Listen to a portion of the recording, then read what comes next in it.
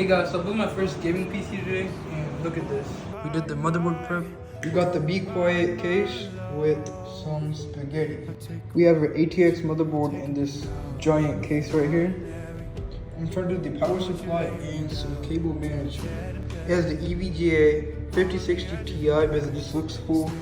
Ready, this is the first boot. Oh, we have RGB fans. This thing is beautiful. Look at it.